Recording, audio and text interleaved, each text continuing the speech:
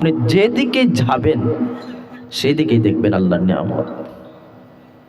আপনি দেখতেছেন এই যে মাটির মধ্যে ঘাস আছে, আপনি মনে মনে ভাবতেছেন যে এই ঘাসগুলো হয়তো গরু খাবে, এর জন্য আল্লাহ বানাইছেন, এমনটা? এই ঘাস থেকে আপনার আমার জন্য ঔষধও আছে না নাই? এই যে আমার বাজানের বয়সের ওরা যখন ছোট্টবেলা ছিলেন, ওনারা ডাক্তারের ঔষধ কম খেতেন। বিশেষ করে ওনারা এই যে বনাজি নামক ঔষধ যেগুলো আছে, বিভিন্ন গাছপালার থেকে ঔষধগুলা, ওগুলো ওনারা বেশি খেতেন।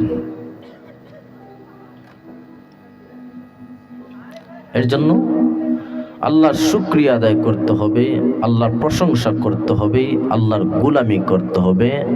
আল্লাহ এই কারণেই আমাদেরকে দুনিয়ার জমিনে পাঠিয়েছেন। সুবহানাল্লাহ বলবেন না? আল্লাহ সুবহানাহু ওয়া তাআলা বলেন, বান্দা তোমাকে কেন আমি দুনিয়ার জমিনে পাঠাইছি তুমি কি একটা বার চিন্তা করেছো, ভেবেছো?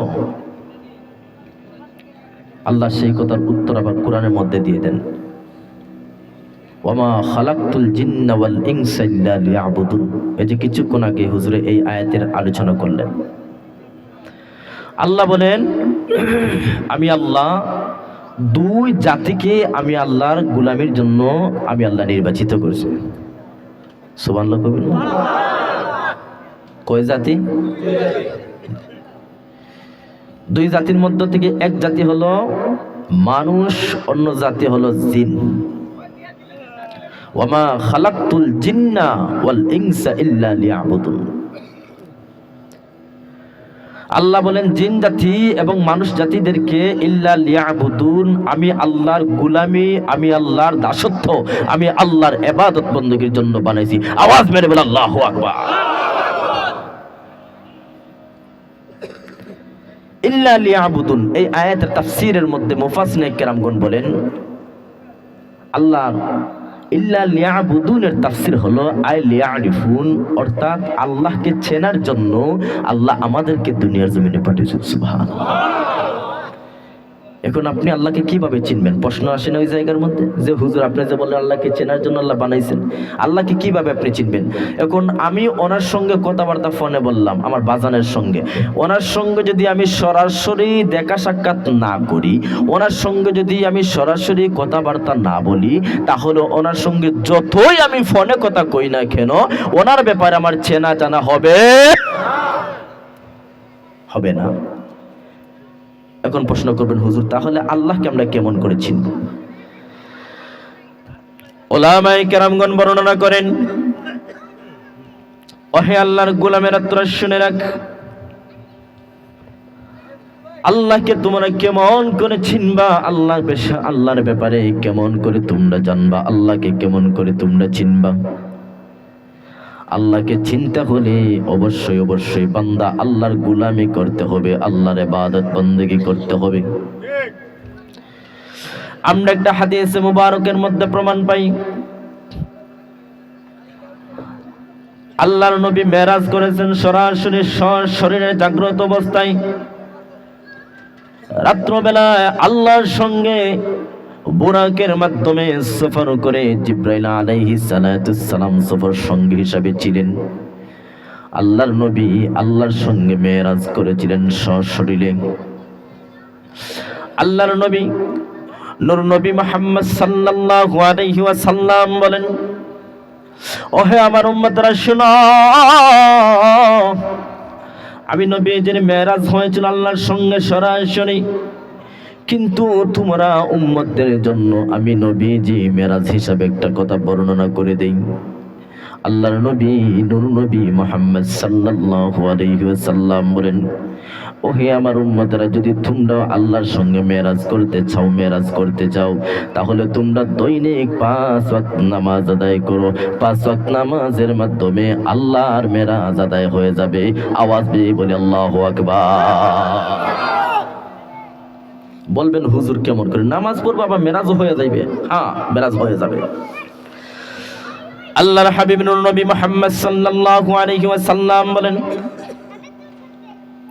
ওহে আমার উম্মতরা, তোমরা নামাজ আদায় করো। যখন তুমি জায়নামাজের মধ্যে দাঁড়াইবা, যখন তুমি মুসল্লার মধ্যে দাঁড়াইবা, যখন তুমি নামাজের তাকবীরে তাহরিমা হাত বেঁধে দিবা, তখন তুমি মনে মনে চিন্তা করবা তুমি জায়নামাজের মধ্যে দাঁড়িয়েছো ঠিক, কিন্তু বান্দা তোমার সম্মুখে আমার আল্লাহ দাঁড়ানো আছেন। সুবহানাল্লাহ। যদিও তুমি আল্লাহকে দেখতেছো না, কিন্তু তোমার সম্মুখে আল্লাহ দাঁড়ানো আছেন। আল্লাহর হাবিব বলেন, উম্মত শুনো, যদি তুমি আল্লাহকে না দেখো, তোমার মনের ভেতরে এটা আসে, তাহলে অবশ্যই তুমি সেটা মনে করে নাও তুমি দেখো আর না দেখো সেটা দেখার বিষয় নাই। এটা মনে করবা তুমি যে নামাজের মধ্যে দাঁড়াইলা, আমার আল্লাহ তোমার সম্মুখে আছেন, আমার আল্লাহ তোমাকে দেখতেছেন। বান্দারি, তুমি নামাজের মধ্যে যাটুকু তেলাওয়াত করতেছো, আমার আল্লাহ স্বয়ং সবকিছু শুনতেছেন। ও বান্দা আমার, তুমি যখন নামাজের মধ্যে দাঁড়াইয়া সূরা ফাতিহা তেলাওয়াত করো, আল্লাহ রাব্বুল আলামিন বলেন, বান্দা যখন সূরা ফাতিহা তেলাওয়াত করে, আমি আল্লাহ বান্দাকে এই সূরা ফাতিহা একটা ফরিয়াদ অর্থাৎ একটা দোয়া দিয়ে দিলাম সূরা ফাতিহার মধ্যে। বান্দা যখন একটা কথা আমাকে বলে, আমি আল্লাহ নামাজের মাধ্যমে বান্দার সব কথাগুলোর জবাব দেয়। বান্দা সূরা ফাতিহা তেলাওয়াত করে, আমি আল্লাহ বান্দার নামাজের মধ্যে সূরা ফাতিহার প্রত্যেকটা কথার জবাব দিয়ে দেয়। আওয়াজ দিয়ে বলি আল্লাহু আকবার। এখন পাইছেন বান্দা আল্লাহর সঙ্গে কিভাবে মেরাজ? আসসালাতু মিরাজুল মুমিনিন, মুমিনদের জন্য নামাজ হচ্ছে মেরাজ। নামাজ পড়ার দরকার আছে না নাই? এর জন্য সম্মানিত হাজিরিন, আল্লাহ সুবহানাহু ওয়া তাআলা বলেন, বান্দারে আমার, আমি তোমাকে দুনিয়ার জমিনে আমি আল্লাহর গোলামি, আমার আল্লাহর দাসত্ব, আমি আল্লাহর ইবাদত বন্দেগীর জন্য পাঠাইলাম। বান্দা আমি আল্লাহর ইবাদত বন্দেগী করবা। অন্য আয়াতের মধ্যে আল্লাহ বলেন, ইয়া আইয়ুহান নাসু উবুদু রাব্বাকুমুল্লাযী খালাকাকুম ওয়াল্লাযীনা মিন ক্বাবলিকুম লাআল্লাকুম তাত্তাকুন। আল্লাহু আকবার। আল্লাহ সুবহানাহু ওয়া তাআলা বলেন, ইয়া আইয়ুহান নাস, এই জায়গার মধ্যে আল্লাহ সমস্ত মানুষ জাতিদেরকে উল্লেখ করে বলতেছেন। ইমানদার বান্দা বান্দীদেরকে শুধু উল্লেখ করেন নাই, বিভিন্ন জায়গার মধ্যে আল্লাহ ইয়া আইয়ুহাল্লাযিনা আমানু বলে ডেকেছেন, কিন্তু ওই জায়গার মধ্যে আল্লাহ ইয়া আইয়ুহান নাস বলে ডাকলেন। কেন ডাকলেন? আমার আল্লাহ সমস্ত আম জনতা ভাবে সমস্ত মানুষদেরকে বলতেছেন। কি বলতেছেন? আল্লাহ রাব্বুল আলামিন বলেন, ইয়া আইয়ুহান নাসু উবুদু রাব্বাকুমুল্লাযী খালাকাকুম, ও হে আমার বান্দা শুনো শুনো, আমি আল্লাহ তোমাকে কেন বানাইলাম, আমি আল্লাহ তোমাকে কেন সৃষ্টি করলাম। উবুদু রাব্বাকুমুল্লাযী খালাকাকুম, আমি আল্লাহ তোমাকে ওই কারণে সৃষ্টি করেছি, আমি আল্লাহ তোমাকে দুনিয়ার জমিনে ওই কারণে বানিয়েছি একমাত্র আমি আল্লাহর গোলামি, আমি আল্লাহর ইবাদত বন্দেগী করার জন্য। ও কলিজার টুকরা যুবক ভাইরা, আওয়াজ দিয়ে বলুন, এই দুনিয়ার জমিনে আল্লাহর দাসত্ব করব, আল্লাহর গোলামি করব। সরাসরি কথাটি বলেছেন কে? আবার দেখা যায় আমার আল্লাহ বলে, বান্দা আমার, যখন তুমি আমি আল্লাহর ইবাদত বন্দেগী করবা, যখন তুমি আমি আল্লাহর গোলামি করবা, আমি আল্লাহর ইবাদত বন্দেগী করতে যাই অনেক সাবধানতা অবলম্বন করতে হবে। কেন সাবধানতা অবলম্বন করতে হবে? আল্লাহ বলে, বান্দা যদি ইবাদত বন্দেগী করতে যায় বান্দা তুমি শিরক গুনাহ করে ফেলো, বান্দারি এই শিরক গুনাহ যদি করো তুমি, বান্দা যদি সারাটা জীবন ভর আমি আল্লাহকে সিজদা করো, আমি আল্লাহকে রুকু করো, বান্দা এই রুকু সিজদা কোনো কিছুতেই কাজে আসবে না, ওই রুকু সিজদা কোনো কিছুতেই কাজে আসবে না। এর জন্য আল্লাহ ডেকে ডেকে বলেন, ওয়াবুদুল্লাহ ওয়া লা তুশরিকু বিহি শাইআ, ওহে বান্দা আমার শুনো রে, আমি আল্লাহর ইবাদত বন্দেগী করবা ভালো কথা, আমি আল্লাহর দাসত্ব করবা ভালো কথা। ওয়ালা তুশরিকু বিহি শাইআ, বান্দা আমার ইবাদত বন্দেগী করতে যায় শিরক গুনাহ করবা না, বান্দা আমি আল্লাহর গোলামি করতে যায় শিরক গুনাহ করবা না। বান্দা শিরক গুনাহ যদি করো বান্দা, তাহলে সারাটা জীবন যদি তুমি আমি আল্লাহকে সিজদা করো, বান্দারি এই সিজদা কোনো কিছুতেই কাজে আসবে না, কোনো কিছুতেই কাজে আসবে না। এর জন্য বান্দা সাবধানতার সহিত আল্লাহর গোলামি করতে হবে, শিরিক মুক্ত থেকে আল্লাহর গোলামি করতে হবে। আল্লাহর ইবাদত বندگی করতে চায় বান্দা, শিরিক থেকে অবশ্যই তোমাকে বেঁচে থাকতে হবে। যদি বান্দা তুমি শিরিক গুনাহ করো, বান্দা তুমি আল্লাহর নাফরমান বান্দা হিসেবে নির্বাচিত হয়ে যাইবা। আর যতই তুমি আল্লাহকে রুকু সিজদা করো না কেন, বান্দারে শিরিক গুনাহ যদি করো, শিরিক গুনাহ করার পর যত আল্লাহর কাছে হাত তুলে ফরিয়াদ করো, কোনো ফরিয়াদ তোমার কাজে আসবে না। যতই রুকু সিজদা করো, কোনো কিছুতেই কাজে আসবে না। এক নাম্বার কথা হলো তুমি শিরিক থেকে মুক্ত থাকতে হবে। কথাটি বলে দিয়েছেন কে? আল্লাহ বলে দিয়েছে বান্দা শিরিক মুক্ত থেকে তুমি আমি আল্লাহর গোলামি করো। এখন আমাদের সমাজে, আমাদের দেশে শিরিক আছে না নাই?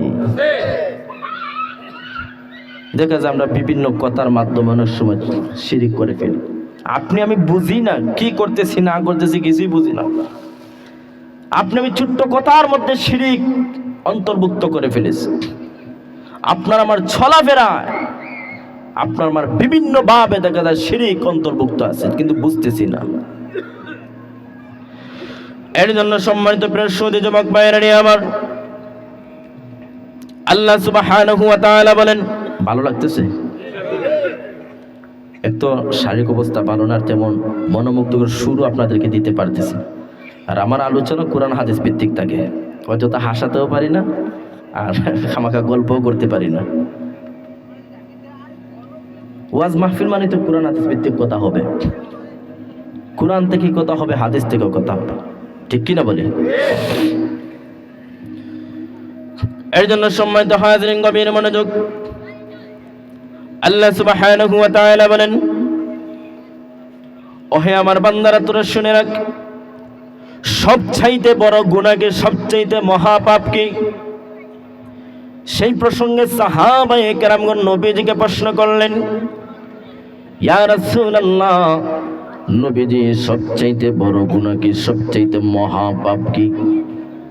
আল্লাহর হাবিব নূর নবী মুহাম্মদ সাল্লাল্লাহু আলাইহি ওয়াসাল্লাম বলেন, ও সাহাবীরা রে, সবচাইতে বড় মহাপাপ হলো আশরিকু বিল্লাহ, আল্লাহর সঙ্গে শিরিক করা, আল্লাহর সঙ্গে কাউকে অংশীদার সাব্যস্ত করা, আল্লাহর সমকক্ষ কাউকে মনে করা, এটাই হলো সবচাইতে বড় গুনাহ, এটাই হলো সবচাইতে বড় গুনাহ। আবার দেখা যায় নবীজি সাহাবায়ে কেরামদেরকে নসিহত করতেছেন, ও আমার সাহাবীরা রে শুনে রাখো, যদি দেখা যায় কোনো কাফির কুফারেরা তোমাদেরকে আল্লাহর সঙ্গে শিরিক করার জন্য তোমাদেরকে আঘাত করে, তোমাদেরকে নির্যাতন করে, তোমাদেরকে যদি জ্বালিয়ে দেয়, তোমাদেরকে যদি পুড়িয়ে দেয়, তোমাদেরকে যদি কতল করে দেয়, তারপরও তোমরা কোশ্চেন কেন শিরিক গুনাহ করবা না? তোমাদেরকে যতভাবে ভয় দেখানো হোক না কেন, তোমরা কোনোভাবে শিরিক গুনাহ করবা না, শিরিক গুনাহ করবা না। সাহাবায়ে কেরামগণ প্রশ্ন করলেন, ইয়া রাসূলুল্লাহ, ইয়া হাবিবাল্লাহ, নবী গো,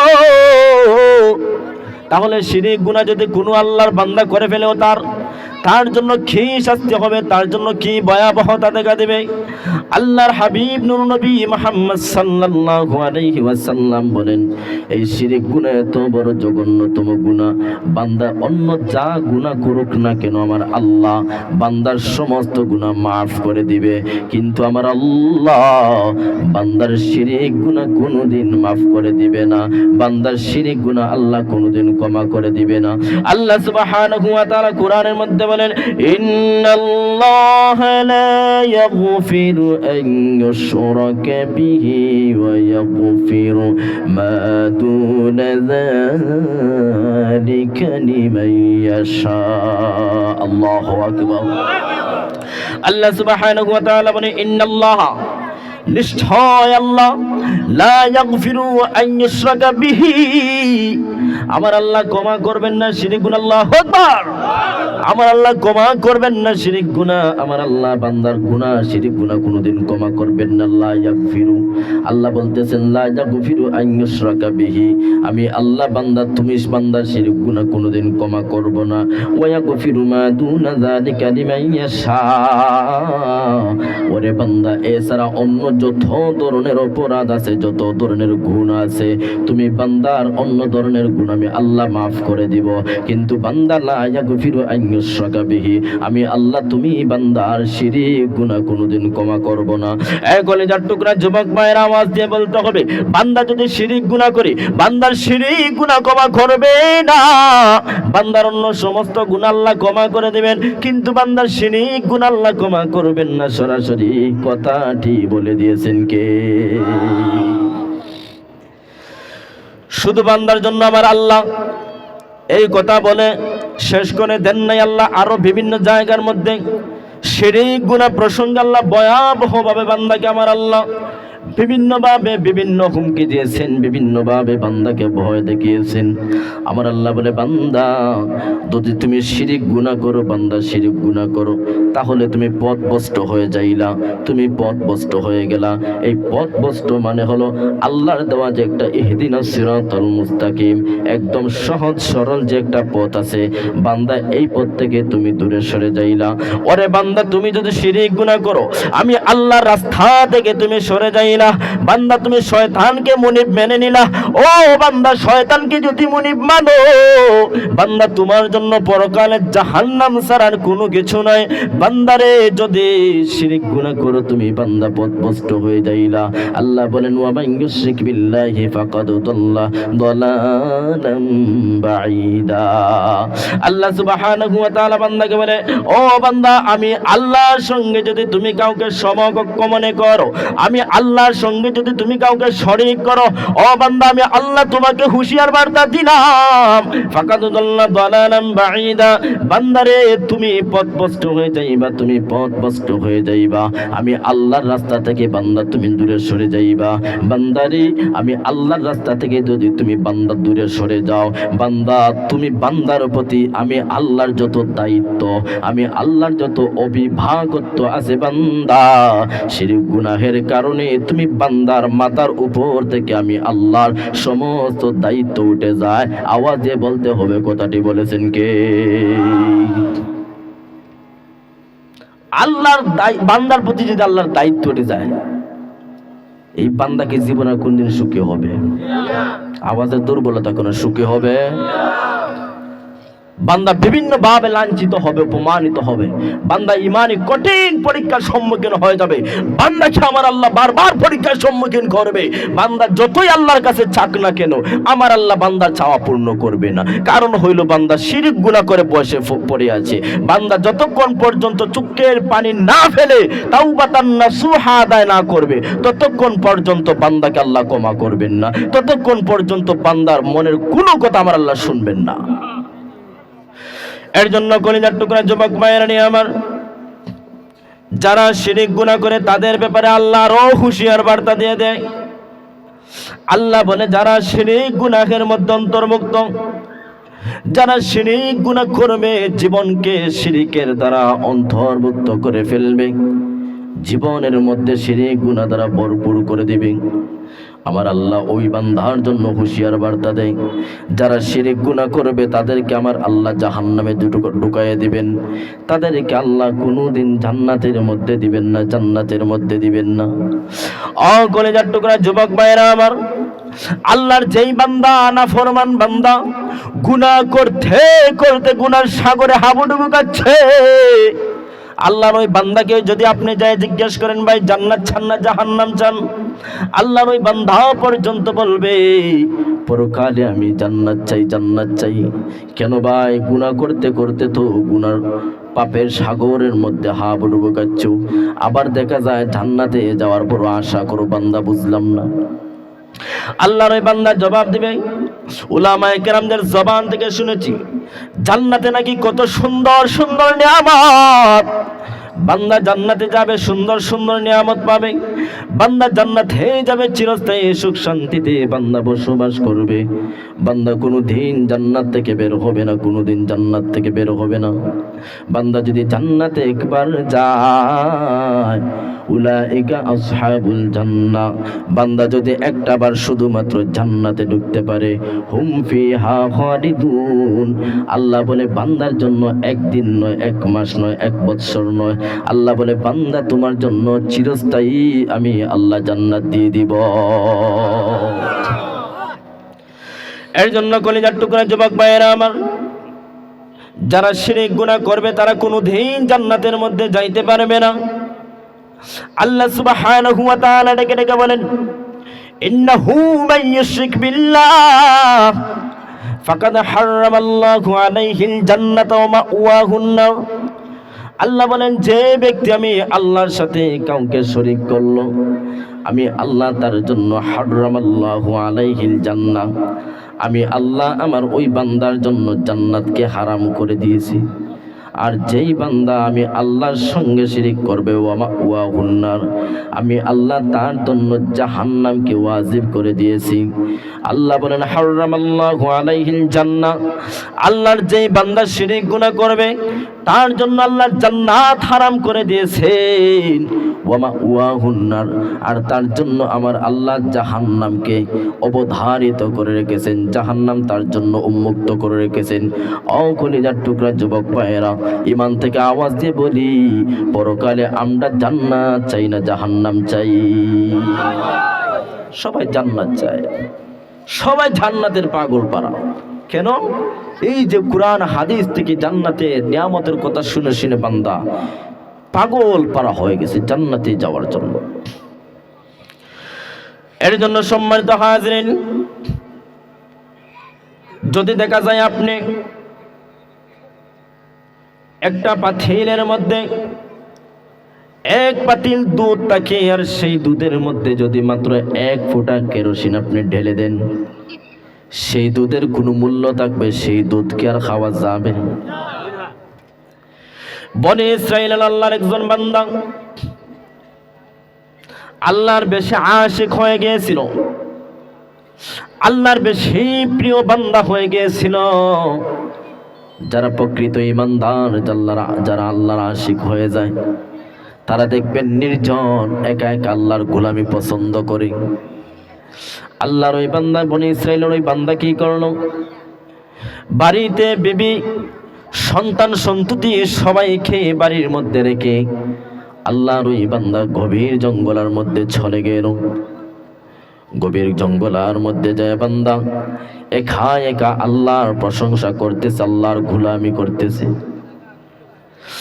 আল্লাহর নবী মুসা কালিমুল্লাহ, আল্লাহর সঙ্গে যিনি সব চাইতে বেশি কথা বলনেওয়ালা নবী, ওই মুসা কালিমুল্লাহ একদিন এই জঙ্গলার ভিতর দিয়া সফর করতেছেন, জঙ্গলার ভিতর দিয়ে উনি যাইতেছেন। হঠাৎ করোনার কানের মধ্যে শব্দ আসলো। এই গভীর জঙ্গলের ভিতরে খেয়ে জানি আল্লাহর গুণগান করতেছে, আল্লাহর গোলামি করতেছে। সুবহানাল্লাহ। আল্লাহর নবী মুসা কালিমুল্লাহ অবাক হয়ে গেলেন। এই গভীর জঙ্গলার ভেতরে তো হিংস্র প্রাণীর সমবেত, হিংস্র প্রাণী যে জায়গার মধ্যে আছি, ওই জায়গার মধ্যে তো আল্লাহর কোনো বান্দা এসে গোলামি করার কথা নয়।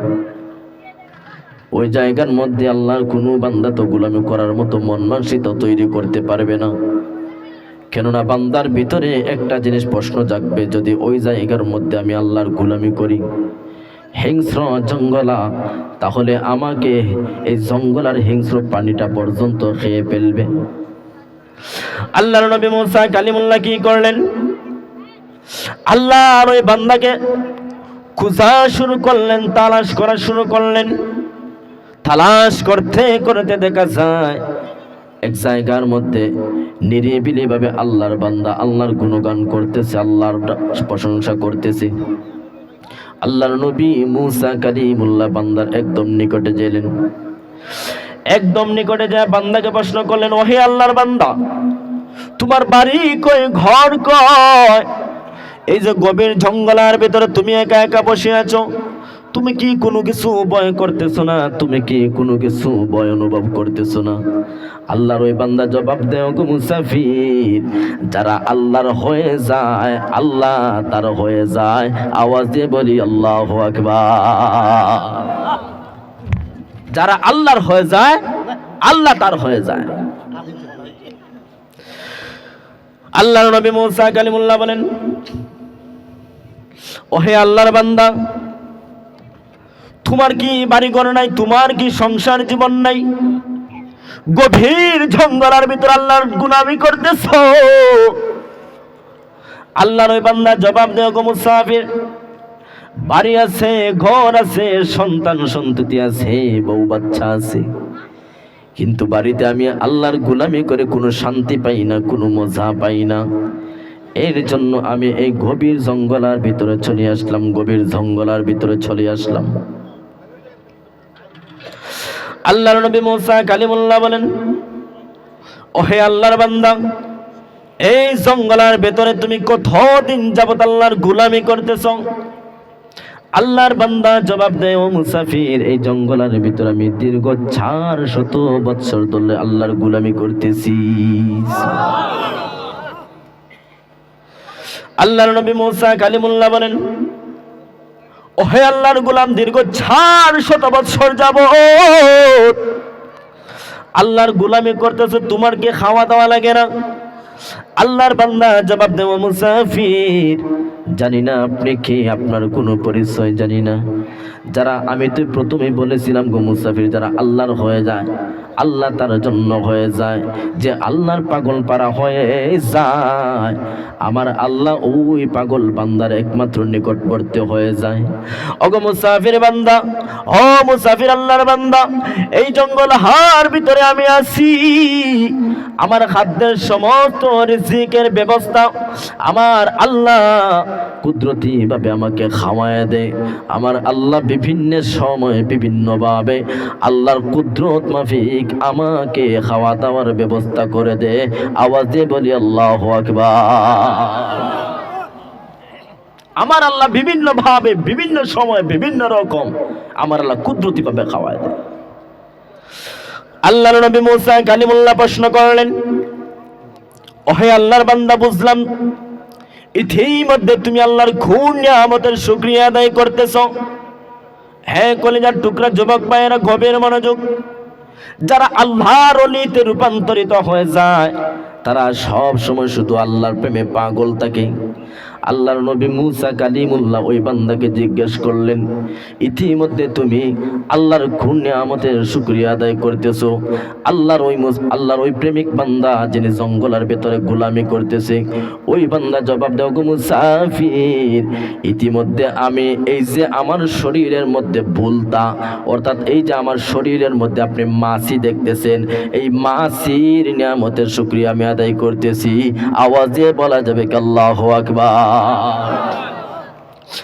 আল্লাহর নবী মুসা কালিমুল্লাহ প্রশ্ন করলেন, ও আল্লাহর প্রেমিক বান্দা, বুঝলাম না, তোমার শরীরের মধ্যে আমি দেখতে পাচ্ছি এই মাছগুলো একটার পর একটা দংশন করতেছে, তোমার তো কষ্ট অনুভব করার কথা, তোমার তো কষ্ট পাওয়ার কথা, কিন্তু ওই জায়গার মধ্যে দেখা যায় তুমি কষ্টর কথা না বর্ণনা করে দেখা যায় আল্লাহর শুকরিয়া আদায় করতেছো। মুসলমান, বুঝলাম না। আল্লাহ ওই বান্দা জবাব দেই, ও মুসাফির, আমি মাছের প্রশংসা করার দরকার, এই কারণে আমি মাছি নিয়ামতের শুকরিয়া আদায় করতেছি। এই মাছিগুলো আমার শরীরের মধ্যে একটার পর একটা দংশন করতেছে, একটার পর একটা আঘাত করতেছে, আর যার আঘাতের বিনিময়ে আমি আমার আল্লাহর গোলামি সুন্দরভাবে আদায় করতে পারতেছি। এই মাছির ধ্বংসনের কারণে আমার শরীরের মধ্যে ঘুম আসছে না, আমার চক্ষুর মধ্যে কোনো ঘুম আসছে না, শরীরের মধ্যে কোনো আরাম আসছে না, যার বিনিময়ে আমি আমার আল্লাহর অনবরত গোলামি আদায় করতেছি। আওয়াজ দিয়ে বলা যাবে কি আল্লাহু আকবার। মাছি দংশন করতেছি বিচারাকে, ওইটা নিয়ামতের শুকরিয়া আল্লাহ কাছে আদায় করতেছে। আপনার আমাকে তো একটা মশা কামড় মারলে নামাজে কত যে মারপিট করি, নামাজ কোন দিকে যে যাচ্ছে সেটার দিকে লক্ষ্য নাই। একটা মশা নামাজের মধ্যে যখন বসে আমরা কি করি, মশা মারি, দাড়ি এইভাবে নাড়াচড়া করি, শরীর চুলকায়, এমন আছে না নাই? আওয়াজ যখন আছে না নাই? আল্লাহর নবী মুসা কালিমুল্লাহ বলেন, তুমি কি আল্লাহর এত প্রেমিক বান্দা হয়ে গেছো? আমি মুসাফির বান্দা লক্ষ্য করতেছি তোমার শরীরের মধ্যে মাছি এগুলা দংশন করতেছে, তোমার খুব পরিমাণে কষ্ট হচ্ছে আমি বুঝতেছি, কিন্তু দেখা যায় তুমি বলতেছো না না, বরং আরো খুশি হচ্ছ, কারণ কি? আল্লাহর ওই বান্দা বলে, ও মুসাফির, আমি তো আল্লাহর হয়ে গেছি, আমি তো আল্লাহর প্রেমিক বান্দা হয়ে গেছি। উলামায়ে কেরাম বর্ণনা করেছেন, আল্লাহর যে বান্দা আল্লাহকে একবার ডাকবে আমার আল্লাহ ওই বান্দাকে 10 বার ডাকে। আল্লাহর যে বান্দা এইভাবে ছোট্ট একটা মজলিসের মধ্যে আল্লাহকে সমবেত হয়ে ডাকে, আমার আল্লাহ বলে আমি আমার ওই বান্দার প্রশংসা আমার সমস্ত ফেরেশতাদেরকে একত্রিত করে বান্দার প্রশংসা করি। আওয়াজ দিয়ে বলা যাবে কি আল্লাহু আকবার। আল্লাহ বলেন ফাযকুরুনি আযকুরুকুম। বান্দা যদি আল্লাহর জিকির করে আল্লাহকে স্মরণ করে, ওই বান্দা খেয়ে আমার আল্লাহ স্মরণ করে।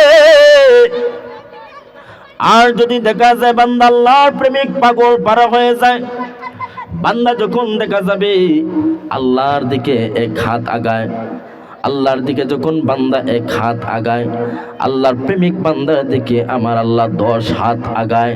আর যদি দেখা যায় বান্দা হেঁটে হেঁটে আল্লাহর দিকে আগায়, আমার আল্লাহ বলে আমার ওই বান্দা আমার এত বেশি প্রেমিক হয়ে যায়। বান্দা যখন আমি আল্লাহর দিকে হেঁটে হেঁটে আগায়, আমি আল্লাহর রহমত বান্দার দিকে দৌড়াইয়া আগায়। আওয়াজে বলা যাবে কি আল্লাহু আকবার। বান্দা আল্লাহর দিকে হেঁটে হেঁটে আগাইতেছে, আর আল্লাহ বলে আমার বান্দার দিকে আমি আল্লাহর রহমত দৌড়াই আগায়। আল্লাহু আকবার বলবেন না? সম্মানিত কলিজার টুকরা যুবক ভাইরা নিয়ে আমার আল্লাহর নবী মুসা কালিমুল্লাহ আল্লাহর ওই প্রেমিক বান্দাকে প্রশ্ন করলেন, হো আল্লাহর প্রেমিক বান্দা, এই জঙ্গলের ভেতরে যে তুমি আসলা, তোমার মনের বাসনা কি? তোমার মনের স্বপ্ন কি? মনের বাসনা কি?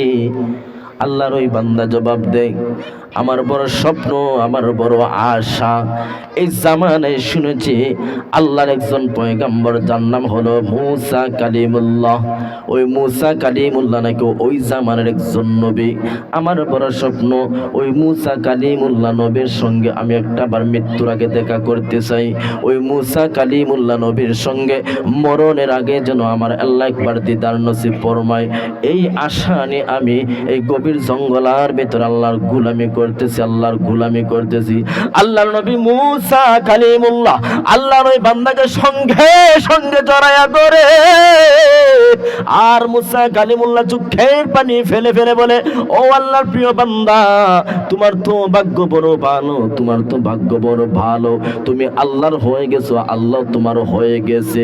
ওরে আল্লাহর বান্দা, তুমি আল্লাহর প্রেমিক বান্দা হয়ে গেছো, তুমি আল্লাহর মাশুক বান্দা হয়ে গেছো, আল্লাহ তোমার আশিক হয়ে গেছে, আল্লাহর তুমি হয়ে গেছো, আল্লাহ তোমারও হয়ে গেছে। ওহে আল্লাহর বান্দা, তোমার ইচ্ছা ছিল আল্লাহর নবী মুসা কালিমুল্লাহর সঙ্গে তোমার মরণের আগে সাক্ষাৎ হবে। ও আল্লাহর বান্দা, এই মধ্যে তোমার সম্মুখে তুমি যাকে মুসাফির বলে সম্বোধন করতেছ, উনি কোনো স্বাভাবিক সাধারণ কোনো মুসাফির নয়। ওহে আল্লাহর বান্দা, উনি কোনো সাধারণ মুসাফির নয়। তুমি যারকে দেখার জন্য আল্লাহর কাছে এতদিন ফরিয়াদ করেছো, আমি হলাম সেই জামানের নবী, আমি হলাম আল্লাহর একজন প্রিয় বন্ধু, যার নাম হলো মুসা কালিমুল্লাহ। মুসা কালিমুল্লাহ, ওহে আল্লাহর বান্দা, আমি মুসা কালিমুল্লাহ ইতিমধ্যেই তোমার সামনে দাঁড়াই আছি। আওয়াজে বলা যাবে কি আল্লাহু আকবার। আল্লাহর নবী মুসা কালিমুল্লাহ বান্দার একদম সম্মুখে। বান্দা অবাক, আপনি মুসা কালিমুল্লাহ? বলে হ্যাঁ, আমি মুসাই কালিমুল্লাহ। তাহলে আপনি এত সময় যাবত আমাকে পরিচয় দেন না কেন? আল্লাহর নবী মুসা বলতেছে, বান্দা তুমি তো পরিচয় জানার কোনো সুযোগই দিচ্ছ না।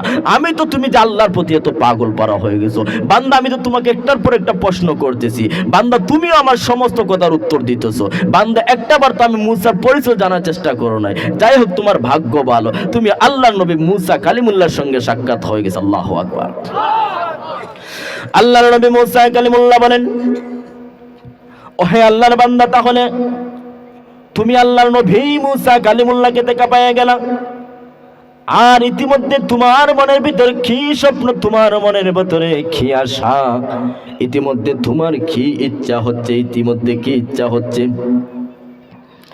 ওই আল্লাহর প্রেমিক বান্দা বলে, ও আল্লাহর নবী মুসা কালিমুল্লাহ, ইতিমধ্যে আমার বড় ইচ্ছা অন্তরের মধ্যে জাগতেছে, যদি আমি একটু ঠান্ডা পানি পাইতাম তাহলে তৃপ্তি সহকারে আহার করতাম, যদি একটু ঠান্ডা পানি পাইতাম বড় বড় আরাম করে পানিগুলো আমি পান করতাম।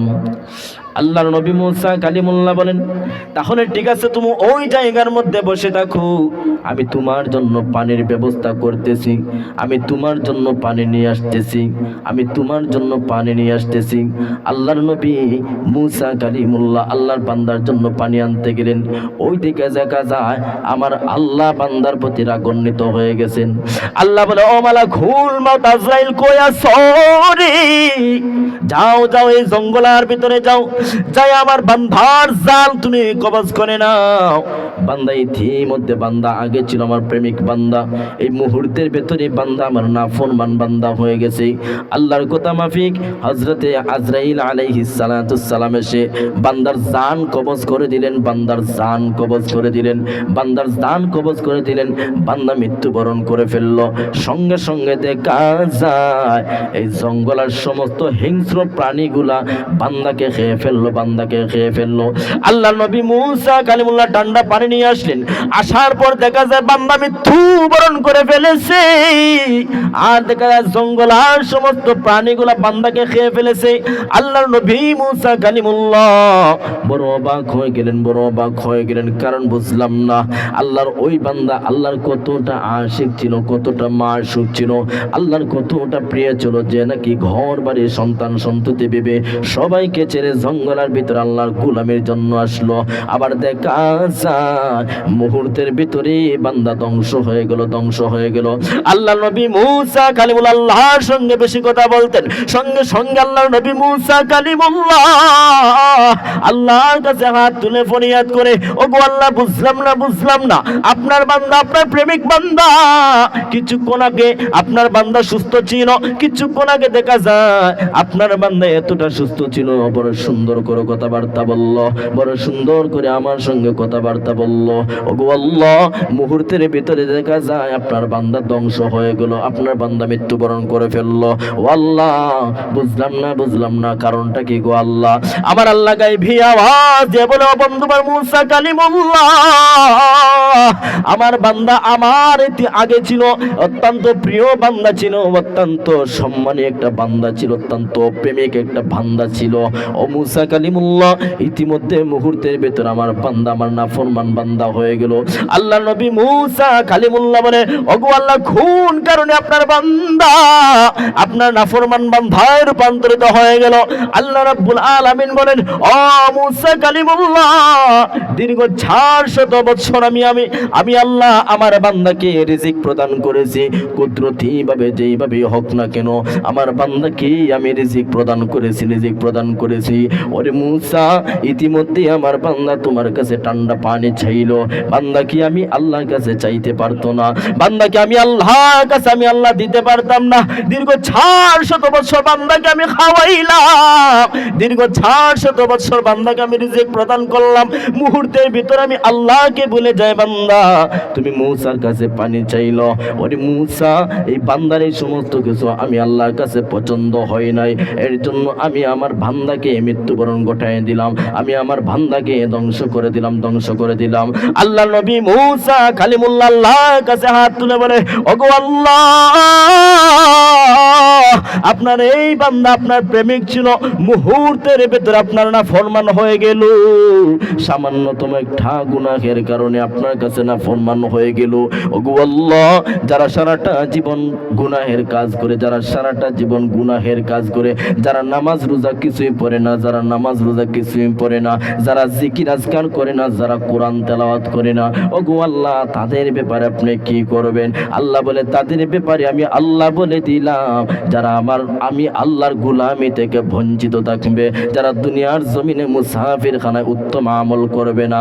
আল্লাহ বলেন, লিয়াবলুয়াকুম আইয়ুকুম আহসানু আমালা, বান্দা যদি উত্তম আমল করে দুনিয়ার জমিন আসতে পারে, দুনিয়ার জমিনে সুন্দর জীবন পরিচালনা করে বান্দা কবরের জিন্দেগিতে যদি আসে, আমি আল্লাহ বান্দাকে খুশি হয়ে জান্নাত দেব। আর যদি দেখা যায় বান্দা দুনিয়ার জমিনে আমি আমি আল্লাহর গোলামি থেকে দূরে সরে থাকে। বান্দা আমি আল্লাহকে চিনে না, আমি আল্লাহর গোলামি করে না, বান্দা আমার নাফরমান বান্দা হিসাবে নির্বাচিত হয়ে যাবে। আর যদি দেখা যায় বান্দা সামান্যতম ইবাদত বন্দেগী করে, আর তার সাথে সাথে যদি দেখা যায় বান্দা আমি আল্লাহর সঙ্গে শিরক গুনাহ করে ফেলে, তাহলে আমি আল্লাহ বলে দিলাম ফাকাদ হারামাল্লাহু আলাইহিল জান্নাহ, আমার বান্দার জন্য আমি আল্লাহ জান্নাত হারাম করে দিয়েছি। আর শিরককারী বান্দার জন্য মাওয়াহুন নার, আমি আল্লাহ জাহান্নাম অবধারিত করে রেখেছি।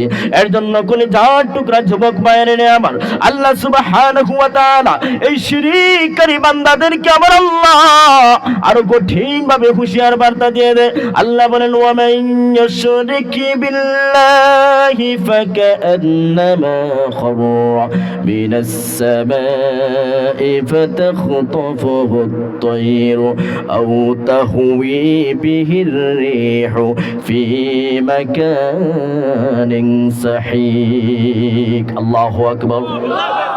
আল্লাহ সুবহানাহু ওয়া তাআলা বলেন, আর যে ব্যক্তি আমি আল্লাহর সঙ্গে কাউকে শরীক করলো, সে যেন আকাশ থেকে পড়ে গেল, তারপর পাখি তাকে ঝু মেরে কোন দূরবর্তী স্থানের মধ্যে নিয়ে ফেলে দিল, অথবা বাতাস তাকে কি করলো কোন দূরবর্তী স্থানের মধ্যে নিয়ে নিক্ষেপ করে দিল। এই কথার কারণ হলো মুফাসসিরিনে কেরামগণ বলেন, এই যে আল্লাহ বললেন বান্দা আকাশ থেকে পড়লো, পাখি অথবা বাতাস বান্দাকে দূরবর্তী স্থানে নিয়ে ফেলে দিল, এই কথার কারণ হলো বান্দার জন্য আল্লাহর যত নিয়ামত, আল্লাহর যত রহমত, আল্লাহর যত করম, আল্লাহর যত রহম যা কিছু বান্দার জন্য আছে, শিরককারী বান্দার এই মাথার উপরিভাগ থেকে আমার আল্লাহ সবগুলো উঠায় আনে। এর জন্য কলিজার টুকরা যুবক ভাইয়েরা, আলোচনা সংক্ষিপ্তের থেকে টেনে আনলাম। এর জন্য যারা শিরক গুনাহ করবে তাদের জীবনে কোনো উন্নতি হবে না, কোনো ইবাদত বন্দেগী আল্লাহর কাছে কবুল হবে না। আর যদি দেখা যায় শিরক থেকে মুক্ত থেকে বান্দা সুন্দরভাবে জীবনে আমল পরিণত করে কবরের জিন্দেগিতে বান্দা পানি জমায়, আমার আল্লাহ বলে বান্দা যদি সুন্দরভাবে জীবন পরিচালনা করে শিরক গুনাহ থেকে বান্দা যদি মুক্ত থেকে বান্দা যদি উত্তম আমল করে কবরের মধ্যে আসে, আমি আল্লাহ বান্দাকে কবর থেকে নিয়া হাসর পর্যন্ত আমি আল্লাহ বান্দাকে সুখে শান্তিতে রাখবো। আর পরবর্তীতে আমি আল্লাহ কি করব, হাসরের ময়দানে যখন আমি আল্লাহ হাসরের মাঠ কায়েম করব, আমি আল্লাহ সেই দিন দুইটা রাস্তা রাখবো, ফারিকুম ফিল জান্নাতি ওয়া ফারিকুম ফিস সাইর। আমি আমার বান্দাকে সেই দিন যদি দেখা যায় মায়ার বান্দা তাকে, মহব্বতের বান্দা তাকে সুন্দর যদি জীবন যদি সুন্দরভাবে পরিচালনা করে আসতে পারে, আমি আল্লাহ আমার ওই বান্দাকে সেই দিন জান্নাতি বান্দা বলে সম্বোধন করব। আওয়াজ দিয়ে বলা যাবে কি আল্লাহু আকবার। এই কলিজার টুকরা যুবক ভাইয়েরা আমার, এখন যদি প্রশ্ন করে আল্লাহকে কারা দেখতে চান, আল্লাহর দিদার কারা পেতে চান, ছোট্ট থেকে নিয়ে বৃদ্ধ পর্যন্ত সবাই এক বাক্যে সাক্ষী দেবে, হুজুর আমরা সকলেই আল্লাহকে দেখতে চাই, জীবনে একটা বার আমরা সকলেই আল্লাহকে দেখতে চাই। আল্লাহ বলে বান্দারে, যদি তুমি আমি আল্লাহর সঙ্গে দিদার করতে চাও, আমি আল্লাহকে যদি বান্দা তুমি দেখতে চাও, আল্লাহ বলেন ফামান কানা ইয়ারজু লিকা রাব্বিহি ফালইআমাল আমালান সালিহান ওয়ালা ইউশরিক বিইবাদাতি রাব্বিহি আহাদা। আল্লাহ সুবহানাহু ওয়া তাআলা বলেন, যে ব্যক্তি আমি আল্লাহর দিদার পাওয়ার প্রত্যাশী, যে ব্যক্তি আমি আল্লাহর সঙ্গে সাক্ষাৎ পাওয়ার জন্য পাগল, আমি আল্লাহ বলে দিলাম ফালইআমাল আমালান সালিহা, সে যেন কি করে নেক আমল করে এবং কি করে ওয়ালা ইউশরিক বিইবাদাতি রাব্বিহি আহাদা, আর যেন তার ইবাদতের মধ্যে কোনো কিছুকে শরীক না করে, আর ইবাদতের মধ্যে যেন কাউকে শরীক না করে। আল্লাহ বলেন ফামান কানা ইয়ারজু লিকা রাব্বিহি, আমার যেই বান্দা আমি আল্লাহর দিদার পাওয়ার প্রত্যাশী, আমি আল্লাহকে দেখার জন্য পাগল পারা হয়েছে, সেই বান্দাকে আমি আল্লাহ বলে দিলাম বান্দা আমি আল্লাহর সঙ্গে দেখা করতে হলে দুইটা শর্ত। ও কলিজার টুকরা যুবক ভাইয়ের, আওয়াজ দিয়ে বলেন কয়টা শর্ত? আরো জোরে। আল্লাহ বলে বান্দা দুইটা শর্ত কি? দুইটা শর্ত। ফালইআমাল আমালান সালিহা, আল্লাহ বলে বান্দা তুমি নেককার হয়ে যাও, নেক আমল করো, আমি আল্লাহ নেক ইবাদত বন্দেগী করো। দুই নম্বর শর্ত হলো ওয়ালা ইউশরিক বিইবাদাতি রাব্বিহি আহাদা, আর কি আমি আল্লাহর ইবাদতের সঙ্গে কাউকে শরীক করবা না, আমি আল্লাহর সঙ্গে কাউকে সমকক্ষ মনে করবা না।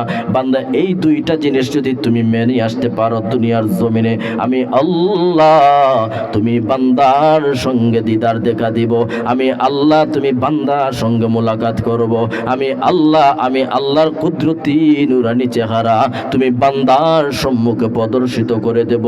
আওয়াজে বলা যাবে কি আল্লাহু আকবার। এর জন্য সম্মানিত হাজরে এই হাদিসটা বলে আমি শেষ করে দেব আলোচনা। বান্দা কেমন করে আল্লাহকে দেখবে? আল্লাহকে বান্দা দুনিয়ার জমিনে চর্মচক্ষু দ্বারা দেখা সম্ভব নয়, দুনিয়ার জমিনে চর্মচক্ষু দ্বারা আল্লাহকে কোনোভাবেই দেখা সম্ভব নয়। তাহলে বান্দা কি করে আল্লাহকে দেখবা? কোন জায়গার মধ্যে আল্লাহকে দেখবা? আল্লাহ বলে বান্দারি যদি তুমি দেখা জান্নাতবাসী হয়ে যাও, জান্নাতের ময়দানে যখন বান্দা তুমি চলে আসবা, আল্লাহ জান্নাতবাসীদেরকে প্রশ্ন করবে, ও জান্নাতবাসীরা তোমাদেরকেও তো আমি আল্লাহ সবগুলা দিয়ে দিছে, আর কি কোনো কিছু পাওয়ার বাকি আছে?